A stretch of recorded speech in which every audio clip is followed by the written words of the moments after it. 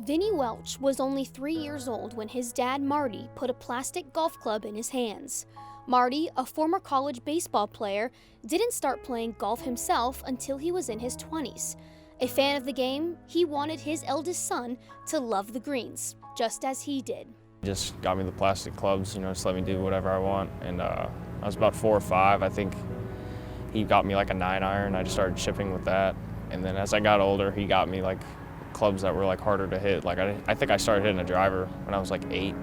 Like before that, I would hit like a hybrid or a 3-wood. We played in a few father-son tournaments back in California when I was about like 7, 8, 9. We did it for a few years, and he had some game though. He hit it pretty well.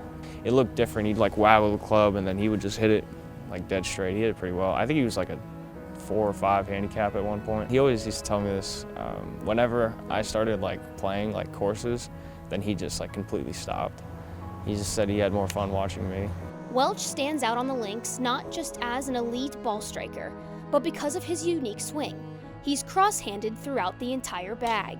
Holding the club though, it throws everybody off. When I first recruited him, it threw me off too, but then you start watching his golf swing and he might have one of the most athletic golf swings that we have out here in college golf. But if you watch all the way up at the top of Patrick's golf swing, he gets across the line, super high left arm, kind of like what Bub Watson almost looks like up at the top. And then right there at the transition, you see him squat down through there, which is what everybody's teaching right now. All these big time instructors, they're teaching the old squat, being super athletic. It allows the club to be able to shallow out, which he does really, really well. I don't know if you can replicate this. Super athletic, very good hand-eye coordination, and he's been doing it his whole life, and he's figured out how to play good golf doing it. His cool-sightedness that allows him to not worry about too much, knowing that now he believes in what he's doing as a player, is producing a really big-time college golfer. Welch became one of the most interesting junior golfers in the country playing cross-handed, and only played golf for a few months every year, as he was an accomplished basketball and baseball player. He went undefeated at the 2016 Junior Ryder Cup. He won the inaugural drive, chip, and putt championship at Augusta National in 2014, and he qualified for 3 U.S. Junior Amateurs. All of those accomplishments, however, didn't come without a little doubt. And who did he look to? His father. He gave great advice. I could go to him for anything. He's my best friend. Anything I was dealing with, I would tell him, and he would tell me. He believed in me. There were times like in junior golf where I was struggling and I didn't really have a lot of faith in myself, in my game, but he did. So he always believed in me, and I'm forever grateful for that. Marty Welch has always been there when Vinny needed him, as was the case on August 12th, 2020 at the USAM in Oregon. They spoke on the phone the morning of match play in the round of 64. Following 18 holes, they spoke again. I called him right after. I was like, all right, I want to go home.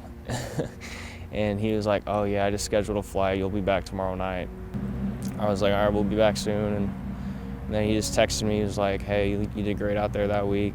You played really well. We can't wait for you to get home. And that was about 4 o'clock West Coast time. While Vinny and his mother waited in the hotel room in Oregon with scheduled flights for the following day, an 18th birthday party for Vinny's sister Emma would take place at the house in Rhode Island. Hours later, a phone call took place that would change their lives.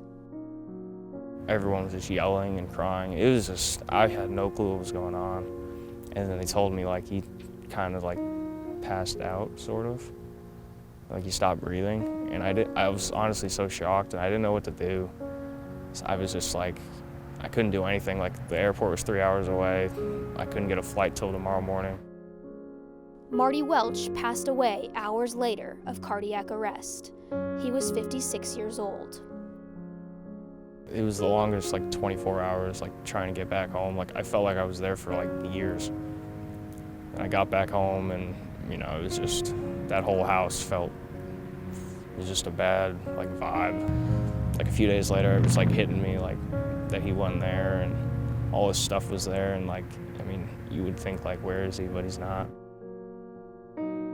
Vinny made the difficult choice to return to Norman, Oklahoma, and to one of the best NCAA golf teams about a week later for the fall semester. In the year of 2020, where sports were not a given, the Sooners played in a few tournaments and finished out the fall season at the prestigious East Lake Cup.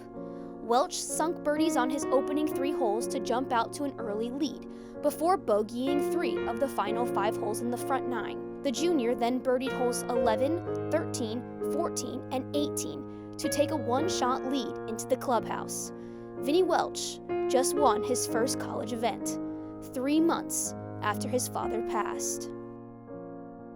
When I had like a shot I needed to do or hit or make, I just kind of thought of him just kind of being there. I've heard like things saying like, oh, he's always with you. But like that day, like coming down the last few holes, I knew he was like, I felt him there though. Marty Welch was there on the greens when Vinny was a toddler. Marty Welch was there on the fairways at East Lake Cup. And Marty Welch will continue to be there whenever his son may need him. Dad, I love you. I miss you so much. Every day I think about you 24/7, whatever I'm doing. I'm praying every night, thinking of you. I know that you're in a better place right now instead of this crazy world that we live in right now.